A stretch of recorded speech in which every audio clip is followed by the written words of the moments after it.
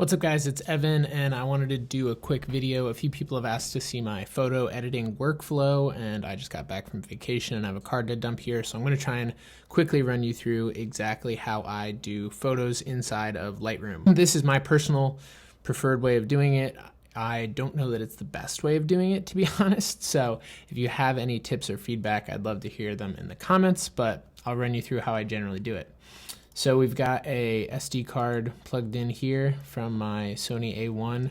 I don't have anything in the video folders, so we would copy this over, go to my RAID, and then I have all my raw photos sorted by date, so you can see that here. Sometimes I do full month folders. I haven't been taking a bunch of photos this year, so I've been a little sloppy about it. So we'll call this 303 vacation, and we'll dump all the raw photos right into there. Should only take a few seconds. 3.43 gigabytes. Perfect. Not a lot of photos in here.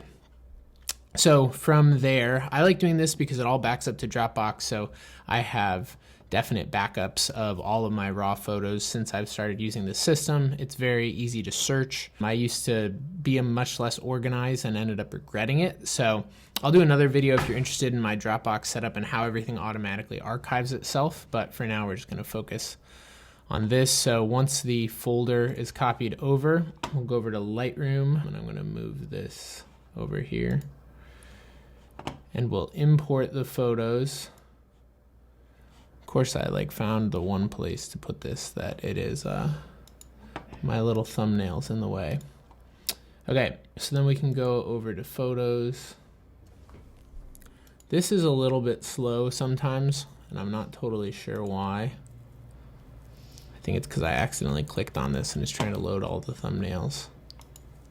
But normally we would go into the raw photos, add this folder, and hit import. So then all the full photos will start importing here. You can see over here in my library that pretty much everything is sorted by dates, which makes it easy to find. But so then the next thing I'll do is while these are importing, I will create a collection, which will mirror the name of the total thing. So this is where we're gonna pull selects into, and the important thing is that we hit set as target collection. So basically what this allows us to do is down in collections here, it makes us a new thing. You could call it selects or something. I usually just know it's selects, so they're all the same name. And if I want to find the selects, I go into collections. If I want to find the raw files, I go into the library. So Lightroom will start building previews and whatever it does here, but I'm going to try and just get right into this to show you guys how quickly it goes. So I believe it's the default shortcut is B. It's at least what I have it as. I don't think I changed it. But so you can go through, and now I'm just going to use my left and right arrows on my keyboard, and anything that looks like it might be worth keeping, I'm going to hit B on real quick. That's croppable. Baby.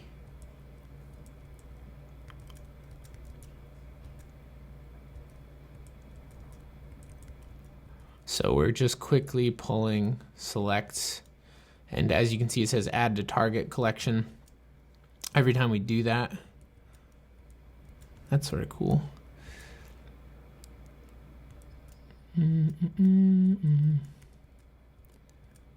So this is really, I would say, pretty much exactly as fast as it normally is for me.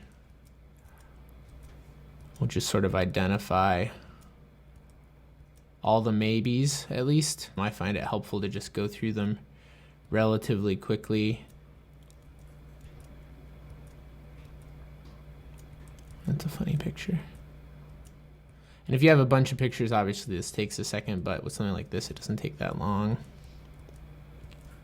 Okay, so we've now got 23 photos saved into this collection. And from here, I would generally just start going through, but I'm gonna take one to focus on with you guys. So let's say this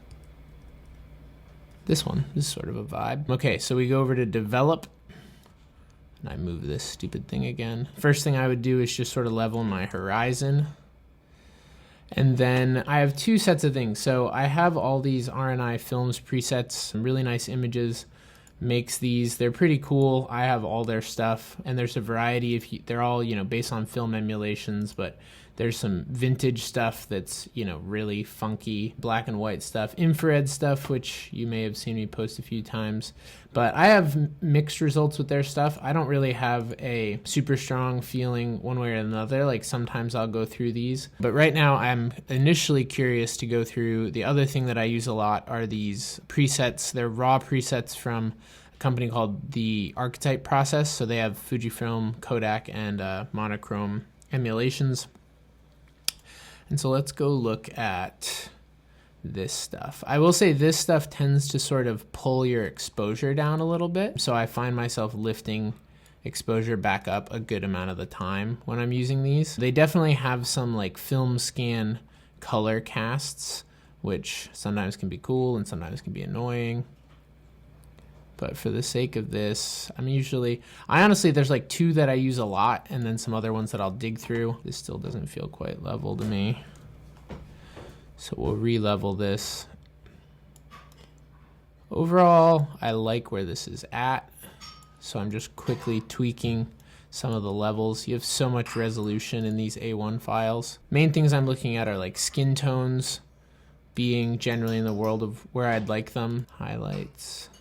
So I sort of just quickly go through here one by one and pull everything around. I personally tend to throw like a little bit of extra texture in there. I like sharpness, sue me. I don't tend to jack with vibrance and saturation a lot, honestly. Some photos I'll play with hue sliders. They can definitely be really helpful for dialing in color separation. So like in an image like this, we can pull this sky extra warm, which sort of helps separate it from the ocean. And that's the main thing I would say. If you're not like color correcting in trying to like fix a skin tone thing or someone has blotchy stuff, usually if I'm using HSL sliders, I'm sort of just maximizing color separation and continuing to try and create more pop and vibe within the image.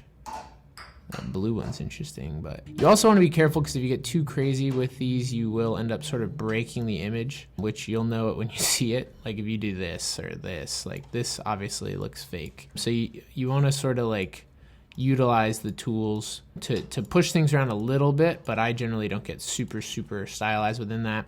Sometimes I'll use the color grading box in here, but honestly not that often. Detail, this is one small thing with detail that I learned that helps a lot. So masking, if you pull masking up and you can hold option while you do it, and that sort of shows this black and white world, masking determines, the higher the masking, the less stuff actually gets sharpened. So sometimes, if your masking's at 0, you're applying sharpening to the whole image. I only really want to sharpen the stuff that I want to be sharp. So turn our masking up, and I sort of just quickly eyeball it, holding option into a world where the important information is white and everything else is black. Sometimes I'll adjust sharpening a little bit, but generally I leave it pretty close to stock. Noise reduction really only comes into play if you need it, which in this case I don't think we do. Lens corrections are another thing that I don't generally end up using a lot. I'll sometimes use the chromatic aberration tool with certain lenses. So if you got a lot of like pink fringing, this tool is great. But otherwise, I sort of tend to like a little bit of distortion and vignetting, so I don't jack with it. And yeah, so like with an image like this, that's pretty much what I would do to it. And so then from here, I would probably go shift click these, hit sync, and then synchronize all of them. I wouldn't normally want to synchronize the crop, so that's a mistake. But then I can go through and just copy what I've done, and I would sort of tweak it image by image through the rest of these and see if everything feels good or if anything feels like it needs more adjusting. But yeah, that is the quickest possible walkthrough of my Lightroom workflow. If you have any specific questions, let me know. And then, so I guess the last thing I would say, I almost forgot this. So here you can see the before and after. I would then take this, export, and then when I export things, there's another folder. So we would go finished photos 2022. Need to make a new one for March choose. A lot of times I rename them to custom name original file number. So if you keep the original file number, it makes it easy to go back and find the raw file, because it's like, oh, I'm looking for, you know, whatever, img03920. But I rename them for the sake of searchability within Dropbox and stuff. So I would say like Paul Beach, and then put in subfolder 303 vacation. It doesn't like, I will say I have found that a lot of things don't like slashes, but I use them anyway. So 303 vacation, choose. I generally leave image format to JPEG. Sometimes I sharpen for screen. I don't know if it matters that much. And I generally don't do a whole lot else in here. So I would hit export, and then you can just sort of shift click the rest and hit export with previous. And then you'll get all your images out into your finished files folder. And so that's a quick run through of my Lightroom workflow. If you have any specific questions, let me know, and I will do my best to answer them. Thanks for watching.